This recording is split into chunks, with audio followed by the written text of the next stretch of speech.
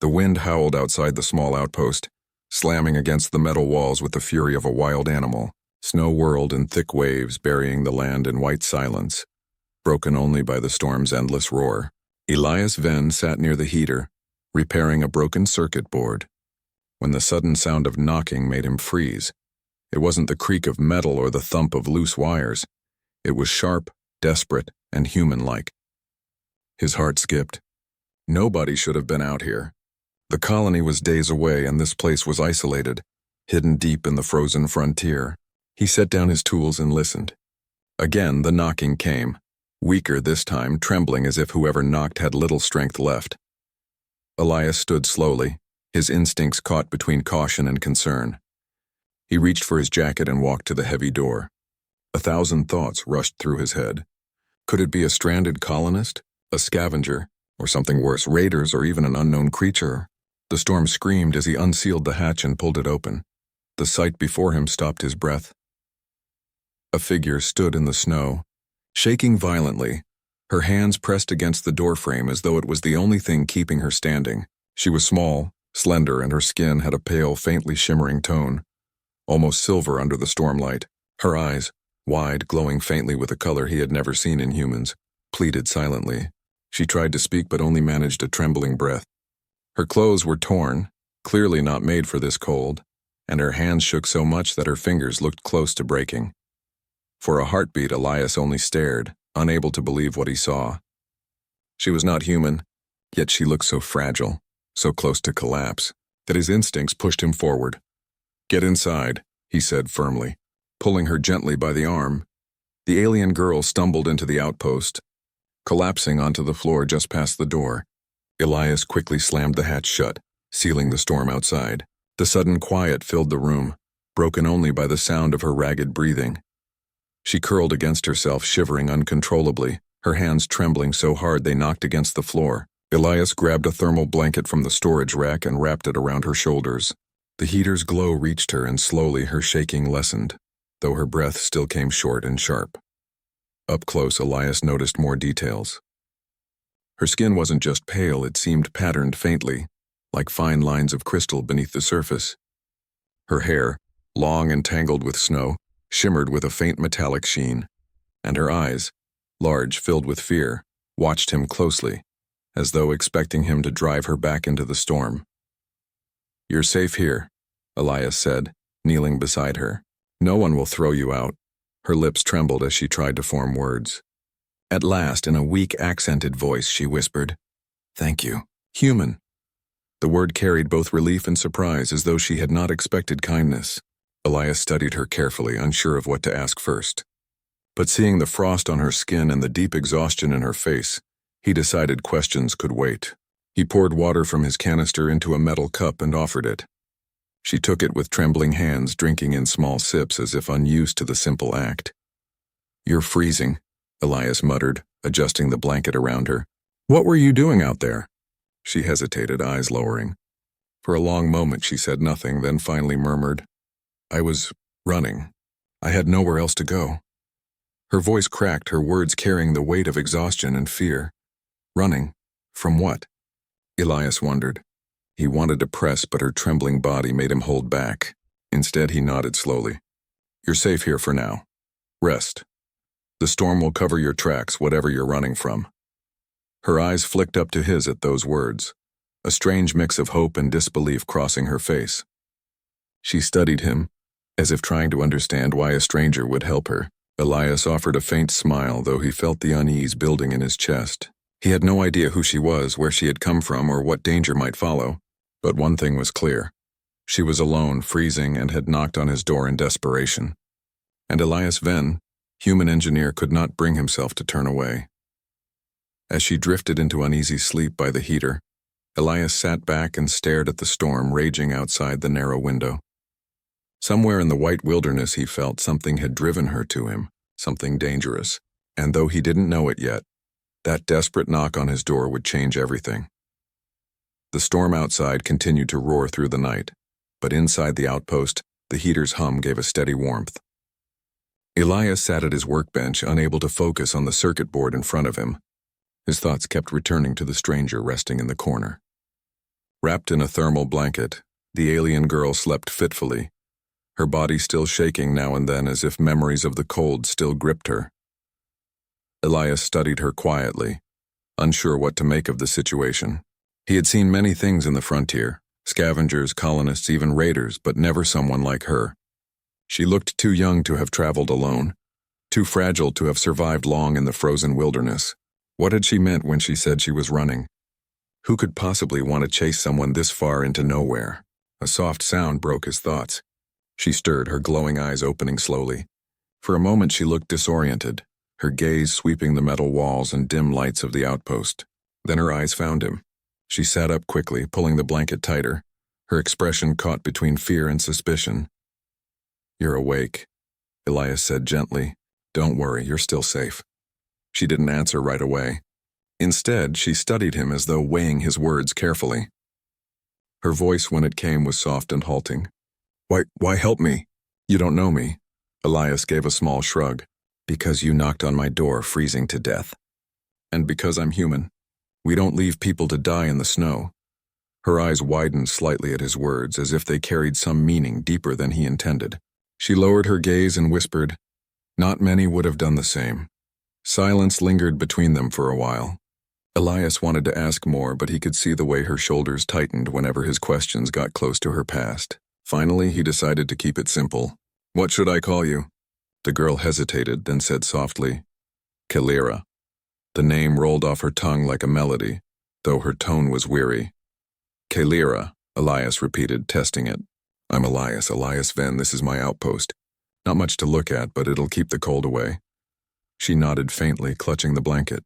For the first time since she entered, her lips curved into the barest hint of a smile, though it faded quickly. "Elias," she murmured, as if trying to memorize it. He busied himself with the kettle, pouring hot water into another cup and mixing in a small ration of nutrient powder. He handed it to her. "Drink. It isn't much, but it'll help warm you." Kalira accepted it carefully, her hands still trembling. She sipped slowly, as though not used to such food, her eyes closing briefly in relief. "It is good," she said, almost surprised. Elias leaned back, watching her. Something about her manner told him she had not known kindness in a long time. Every time he moved, her eyes tracked him, wary and uncertain. She was waiting for the moment he might turn cruel, but he didn't. He simply let her rest. After a while, she asked quietly, "This place, no one else lives here?" Elias shook his head. "No, too far from the main colony. I prefer the quiet. Just me, the storms, and my work." Her expression softened, but only slightly. "Quiet can be safe," she said. "But not always." He frowned at that, hearing the weight in her words. "Kalira, who are you running from?" Her hands tightened on the cup. Fear flickered in her glowing eyes. For a moment she looked as if she might not answer, but then she whispered, "Hunters." The word hung in the air, heavy and sharp. "Hunters?" Elias repeated. "You mean raiders?" She shook her head quickly. "Not raiders. Not people, machines. They don't stop. They don't feel. They only find and drag back what they are told to find." A chill ran through Elias that had nothing to do with the storm. Machines built to hunt? That was far beyond anything this frozen frontier should hold. "And they're after you?" Kalira's voice cracked as she admitted, "Yes, they will not stop until I am caught. I thought maybe here I could hide, but even storms cannot keep them away forever." Elias exhaled slowly, rubbing the back of his neck. He had wanted answers, but these were worse than he expected. If what she said was true, then the knock on his door was not the end of his troubles. It was only the beginning. Still, as he looked at her, small, trembling, clutching the cup like it was the only thing keeping her steady, he felt no urge to turn her out. Whatever danger she carried, she had come here because she had nowhere else to go. "Then we'll make sure they don't find you," Elias said firmly. Kalira looked at him in disbelief. "You would stand against them, for me?" Elias gave a small, tired smile. "You asked why I helped you before. Same reason now. Because I'm human. We don't give up, even when the odds look impossible." Her eyes lingered on him for a long time, filled with something new, a fragile spark of hope. She nodded slowly, her trembling easing just a little. For the first time since she arrived, Kalira did not look only frightened. She looked as though she wanted to believe him. Outside, the storm raged on, hiding the land in endless white. But inside the small outpost, the fragile beginning of trust had been built, and both of them knew that when the storm cleared, the real danger would come. The storm began to weaken by the next evening. Though the wind still pushed snow against the outpost walls in heavy waves, Elias had not slept much. He kept glancing at the sensors near his workbench, worried they might detect something unusual. Kalira sat quietly by the heater, her blanket wrapped around her shoulders, her glowing eyes never still. She watched the door as if expecting it to burst open at any moment. Elias broke the silence first. If these machines are as dangerous as you say, they'll be tracking you already. How far behind do you think they are? Kalira's lips pressed into a thin line. They do not rest. If I am still free, they are coming. Elias leaned back, rubbing his forehead.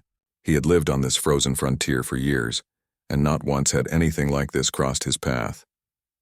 Most problems out here were simple: broken power lines, a shortage of rations, or maybe the rare wild predator. But this was something much larger. He stood and began moving around the room, checking supplies, scanning old crates stacked against the wall. Kalira tilted her head slightly, her curiosity breaking through her fear. "What are you doing?" "Preparing," Elias answered. "If these hunters show up, I need to make sure this place isn't defenseless. Out here you survive by making use of whatever you've got." She watched him closely as he pulled out scrap metal, coils of wire, and a few old power cells. With calm determination, he spread the parts on his workbench and started fitting them together. Sparks hissed as he welded pieces, and the sharp scent of burnt metal filled the small room. Kalira rose slowly and moved closer. "What is it?" "Traps," Elias explained. "Decoys, distractions. If they're machines, then maybe I can confuse them, make them chase the wrong heat source or trip on hidden wires. Machines like logic. Humans like chaos. That's our advantage." Her eyes widened, reflecting the flicker of the welding torch. "Your people fight with scraps?" she asked softly, not mocking but astonished. Elias chuckled under his breath. "Sometimes. We make do with what we have. It's not about the tools, it's about how you use them." She fell silent, but he noticed the way she looked at him, as though seeing something she could not quite understand. Perhaps in her world, no one would risk so much effort for a stranger. Hours passed as Elias worked. He rigged old power cells to create false heat signatures, using pipes to vent hot air into the storm. He strung tripwires through the snow outside, connecting them to small charges that would flare bright when touched. Kalira followed him when he stepped into the storm to set the devices, though she kept glancing nervously at the horizon. When they returned inside, Elias checked the sensors again. His stomach tightened. A faint reading appeared at the edge of the scanner's range. Too steady, too controlled to be natural. Something was out there. Kalira noticed his expression and whispered, "They are close." Elias nodded grimly. "Yeah, could be only a few hours away." For a long time, silence pressed between them. Then Kalira asked in a quiet voice, "Why do you risk yourself for me? You could send me away and save your own life." Elias looked at her seriously. "Because that's not who we are, humans. We don't abandon someone who needs help. We fight even when we're outnumbered, even when it looks hopeless. That's what keeps us alive." Her eyes softened. She pulled the blanket tighter and whispered, "My people, we forgot such things long ago." Elias didn't press her for details. He could see the sadness in her face, the weight of memories she didn't want to share. Instead, he returned to the workbench, tightening the last connections. As the night deepened, a faint glow appeared on the horizon, flickering through the storm like cold lightning. Elias and Kalira both turned toward the small window. The lights moved steadily in straight lines, too perfect to belong to any natural thing. "They're here," Kalira whispered, her voice trembling. Elias clenched his jaw and checked the rifle he kept by the door. It wasn't much, an old colony weapon, but it was better than nothing. He placed it within easy reach. "Stay close to the heater," he told her. "When the traps go off, don't panic. It means they're working. We'll make it through this." Kalira's hands gripped the blanket so tightly her knuckles paled, but she nodded. For the first time, she looked less like a stranger and more like someone who trusted him. The lights outside grew brighter, moving closer through the storm. The machines were coming, silent and relentless. Elias could already feel the tension pressing in, the weight of what was about to happen. He stood ready, every muscle tight, waiting for the first alarm to sound. And as the storm howled around them, Kalira whispered almost to herself, "Humans, you're not like any others." Elias glanced at her, then back at the scanner, his expression hard but steady. Whatever was out there, whatever hunted her, it was about to learn what it meant to face a human who refused to give up. The first alarm went off just before midnight. A sharp, metallic buzz filled the outpost as one of the tripwires outside was triggered. Elias jumped to his feet instantly, his hand reaching for the rifle. Kalira stiffened by the heater, her glowing eyes wide with fear. Through the small window, Elias caught sight of movement, dark shapes gliding through the storm with unnatural precision. They did not stumble, did not hesitate. They moved like shadows with purpose, scanning the ground as though every drift of snow might reveal their prey. "They found us," Kalira whispered, her voice breaking. Elias kept his eyes on the window. "No, they found the traps." "That's different." Almost on cue, one of the decoys lit up. A flare of heat and steam hissed into the air as the old power cell released its energy. The nearest hunter froze, its head turning toward the sudden warmth. Its limbs shifted with mechanical stiffness as it began to stalk the false signal. Another followed, leaving the path that would have led directly to the outpost. Kalira stared, her breath quickening. "It works." Elias gave a short nod, though his face remained tense. "For now. They'll adapt if we don't stay ahead." The second alarm rang sharper than the first. Elias checked the scanner. 2 more signatures were closing in from the north. He pulled on his jacket and grabbed a small satchel of spare charges. "I need to check the perimeter. If the decoys hold them long enough, we might be able to push them back." Kalira reached for his arm, her trembling hand gripping his sleeve. "You cannot face them alone." He looked down at her, his expression calm but steady. "I don't plan to fight them head on. I just need to make sure they don't find a path straight to us. Trust me." Her hand slipped back, but her eyes stayed locked on him as if silently begging him to return. Elias pulled the heavy door open and the storm roared inside before he shut it quickly behind him. The cold bit into him at once, but he pushed through the wind and snow, moving toward the faint glow of another decoy in the distance. Through the swirling white, he caught glimpses of the hunters. Their forms were tall, skeletal, and glinting with metal, their movements too sharp to belong to any living creature. Their eyes glowed with a pale, cold light as they swept the ground with scanning beams. Elias crouched low, crawling through the snow toward the wires he had hidden earlier. One hunter passed less than 20 meters away, its head snapping left and right in quick, unnatural jerks. Elias held his breath, his heart pounding until the machine turned toward another flare and stalked away. He adjusted one of the wires, strengthening the signal, and then hurried back through the snow. His hands were numb by the time he returned inside. Kalira rushed toward him, relief flooding her face. "They are close," she whispered. "I can feel it." Elias leaned the rifle against the wall and pulled off his jacket, his body shaking slightly from the cold. "Close, yes, but not inside yet. The traps are working." "They're confused." Kalira sank down, clutching the blanket tighter. "They won't stop. They will circle again and again until they find me." Elias crouched beside her, his eyes steady. "Then we keep fighting until they break. Machines don't understand why we fight. They only know orders. That's why we can win." Her eyes met his, and for a long moment she only stared. Then in a voice that carried a faint tremor of wonder, she said, "You believe that? Even when the storm rages in Death Wall? Course outside you still believe. Belief keeps us alive," Elias answered simply. The alarms rang again, this time closer. Elias grabbed the rifle and moved to the window. A hunter had come within sight of the outpost, its glowing eyes sweeping across the snow. Its metal frame gleamed faintly beneath the stormlight. Behind it, more shadows flickered, 2, maybe 3 others closing in. Kalira gasped, her fear rising. Elias steadied his rifle against the edge of the window. He took a deep breath, waited for the machine to pause, and then fired. The shot cracked through the storm, the recoil slamming into his shoulder. The bullet sparked against the hunter's head, knocking it back. Sparks flew as the machine staggered, then collapsed into the snow, its light fading. Kalira stared in shock. "You destroyed one." Elias reloaded calmly. "Not destroyed. Just broken. But it'll buy us more time." Outside, the other hunters turned their heads sharply at the noise. Their lights locked on the outpost and their movements quickened. Elias knew they were coming now, faster than before. He tightened his grip on the rifle, his mind racing. The traps might slow them, but eventually the machines would test every path until they broke through. He would need more than tricks soon. He would need every ounce of human stubbornness to hold them off. Kalira stood behind him, her trembling hands clutching the blanket, her eyes shining with fear and something else. Admiration. She whispered, "Elias, if they take us, there is no escape, but you fight as if you have already won." Elias kept his eyes on the storm, the glowing lights advancing closer. His voice was steady as he answered, "That's what it means to be human. We fight until the last breath, and we don't stop, ever." The storm outside raged less fiercely now, but its silence was broken by the sharp sound of metal against snow.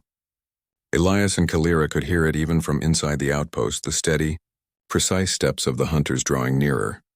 The alarms went off again, and a flash of light lit up the window as one of Elias's charges exploded. A hunter had tripped the wire, sending sparks into the blizzard. Kalira gasped and moved closer to the wall, her wide glowing eyes fixed on the window. "They are not fooled anymore," she whispered, her voice shaking. Elias gritted his teeth, loading another round into his rifle. "Then we make them work harder." He fired through the window at one of the shadows. The bullet cracked into the storm, and a faint metallic screech answered him. The hunter staggered, but another took its place almost immediately, its cold light sweeping the snow.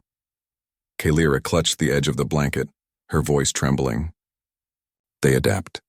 Just like I said. One trick works only once." Elias did not look away from the window. "That's fine. I've got more than one trick." The ground shook slightly as something heavy struck the outer wall. Dust fell from the ceiling and the lights flickered. Kalira flinched, her breathing quick and shallow. "They are trying to break through." Elias's jaw tightened. "Let them try." He hurried to the workbench and pulled open a case. Inside were the last of his spare power cells, old and unstable. He began wiring them together, his hands working fast. Kalira watched, her fear fighting against her curiosity. "What are you building?" "An unwelcome surprise," Elias said, tightening the wires. "If they breach the wall, this will give them a reason to regret it." Another thud shook the outpost, louder this time. The hunters were striking again and again, testing the weak spots. The metal groaned under the pressure.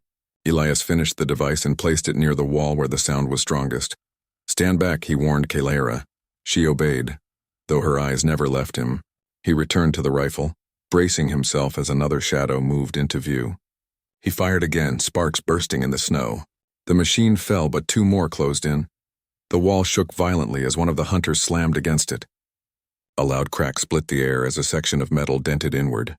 The device Elias had set began to whine, its charge heating. A second later, it detonated with a deafening blast. The wall held, but the hunter outside was thrown back into the storm, its frame shattering under the force. Kalira covered her ears, her eyes wide in shock. When the sound faded, she stared at Elias as though seeing him for the first time. "You fight them as if you have done this all your life," she said in awe. Elias gave a faint, tired smile. "No, I've never fought machines like these before. But I fought against odds I wasn't supposed to survive. That's enough." The scanner beeped again, showing more signatures circling. They were regrouping, closing in from multiple sides now. Elias's mind raced. He had little ammunition left and only a few traps remaining. The storm might still hide them, but not for much longer.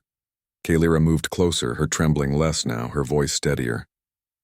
"If we stay inside, they will break through. If we face them outside, they will surround us." Elias nodded grimly. "You're right. So we need to make the field itself our ally." He explained quickly. He would lure the hunters toward the steep ridge near the outpost, where the snow was unstable. A heavy enough blast could start an avalanche. The machines, heavy and rigid, would be buried under tons of snow. It was a dangerous plan, but it was the only chance they had left. Kalira's eyes widened. "That could also bury us. Not if we're faster," Elias said firmly. "I'll set the charge and we'll run for the lower path. The snow will fall behind us." She stared at him, fear and trust warring in her gaze. At last, she whispered, "I will follow you." They moved quickly, slipping out the back of the outpost into the storm. Elias carried the last unstable charge in his satchel, while Kalira stayed close, her glowing eyes scanning the storm for movement. The hunters followed, their lights cutting through the white curtain. Elias climbed the ridge, his boots sinking deep in the snow. His breath came in sharp bursts as he set the device in place. The hunters closed in, their metal steps echoing against the frozen ground. Kalira's voice trembled. "They see us." "Good," Elias muttered, setting the timer. "That's what I want." The machines advanced, their glowing eyes fixed on them. Elias grabbed Kalira's hand and shouted, "Run!" They raced down the slope, snow spraying around them. Behind them, the charge exploded and the ridge groaned with a deep, rumbling roar. The hunters barely had time to react before the mountainside broke loose. A wave of snow thundered down, swallowing the machines in a blinding rush of white. The ground shook as the avalanche swept them away, their lights vanishing under the crushing weight. Elias and Kalira collapsed at the bottom of the slope, gasping for breath, their bodies shaking from exhaustion.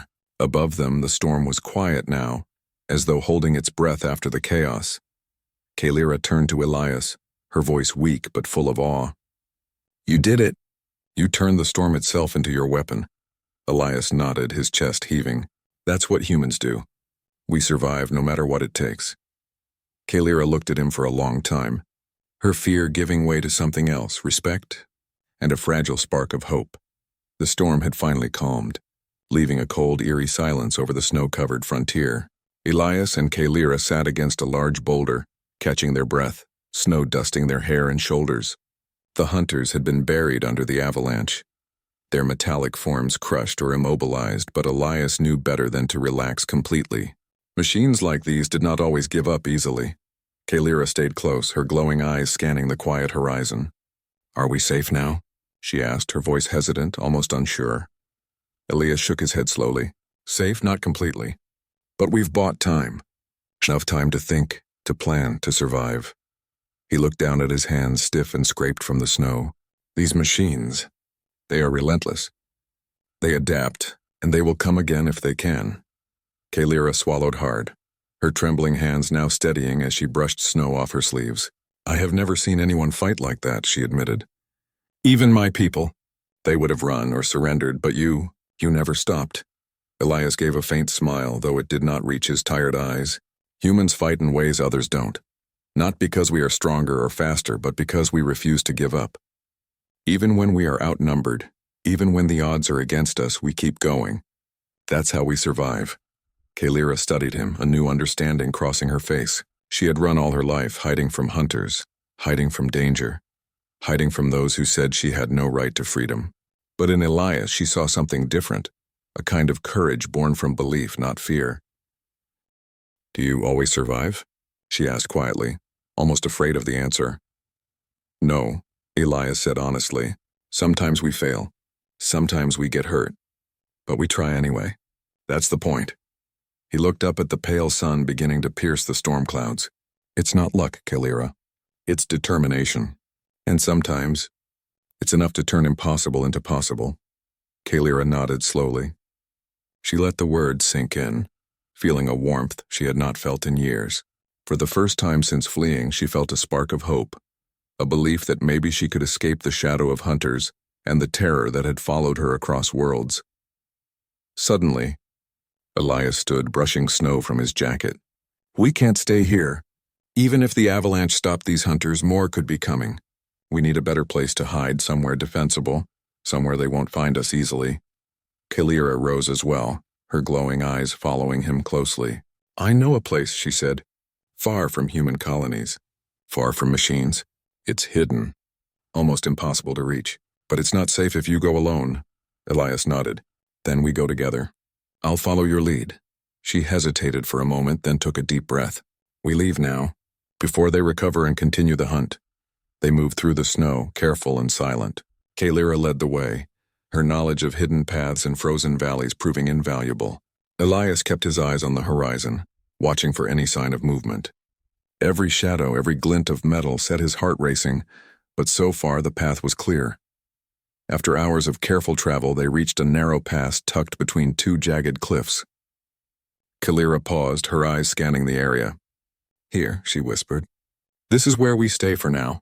The cliffs shield us and the machines won't follow easily. They rely on open paths, straight lines. They cannot navigate narrow, twisted passes as well as humans can." Elias surveyed the area. It was steep and rocky but defensible. Snow had piled in natural barricades, and a small cave in the cliff offered shelter. Good, he said. We can make this our temporary base. If we stay vigilant, they won't find us. Kalira moved into the cave first, brushing snow from the floor. Elias followed, setting his equipment down and checking the satchel of remaining charges. He felt a sense of calm here, for the first time since the storm had begun. Not safety exactly, but control. As they settled in, Kalira turned to him, her voice quieter now, less fearful. I never thought I would meet someone like you. Someone who fights not for glory, not for power, but simply because it is right. Elias shook his head. It's more than right. It's survival, yes. But it's also choice. I choose to fight, and I choose to help you. That's what makes humans different. We have the ability to make choices that others cannot, even when every instinct says to run. Kalira nodded, the first real smile crossing her face since she had knocked on his door. It was small, fragile, but it carried something important: trust. Elias watched her carefully, feeling the weight of the past hours, the danger, the fear, the relentless hunt, but also the spark of hope that had grown between them. Tomorrow, he said softly, we prepare. We make this place stronger, safer, and we make sure that if the hunters come back, they will face more than just a human and a scared alien. They will face both of us, and they will learn the cost of underestimating humans. Kalira's glowing eyes met his, steady now, her trembling gone. Then I will stay. I will fight with you. The sun rose slowly over the icy cliffs, casting long shadows across the snow. For the first time since she had fled, Kalira felt not just relief but determination. And Elias knew with quiet certainty that together they could survive whatever came next. The cliffs were quiet now, blanketed in fresh snow and bathed in the pale morning light. Elias and Kalira moved carefully through the narrow pass, scanning for any sign of returning hunters. The avalanche had slowed them, but machines were relentless. Elias knew they could regroup. He also knew that humans were relentless too.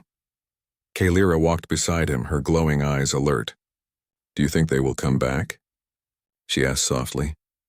Elias shook his head, not out of certainty, but because he didn't want to admit fear. I don't know, maybe, but we'll be ready. We've learned, we've planned, and we've survived so far. That counts for something. She nodded, her steps careful in the snow. I have never felt safe. Until now. With you. He gave a faint, tired smile. Safety is a choice, not a guarantee. But I promise I will not give up on you. They reached the cave, which would serve as their temporary shelter. Elias began inspecting the entrance and reinforcing the natural barricades with rocks and old scrap metal he had carried from the outpost. Kalira helped, placing stones carefully, her hands steady now. For the first time since her flight began, she felt useful, capable of action rather than only hiding. As they worked, the sun climbed higher, casting long shadows across the snow. Elias paused, looking at Kalira. You know, he said, humans aren't supposed to be special. We're not the fastest, the strongest, or the most advanced. But we have something machines can't predict. Ingenuity, courage, and the will to keep going even when we're terrified. Kalira glanced at him, a small smile tugging at her lips. I see that now. I never understood it before, my people. We relied on rules, logic, obedience, but you fight with your mind and your heart, Elias nodded. That's humans. We improvise. We risk. We care. And sometimes, that's enough to survive when nothing else is. A sudden flash of light on the horizon made them both freeze. Kalira's eyes widened and Elias grabbed the rifle instinctively. But as they watched, it became clear.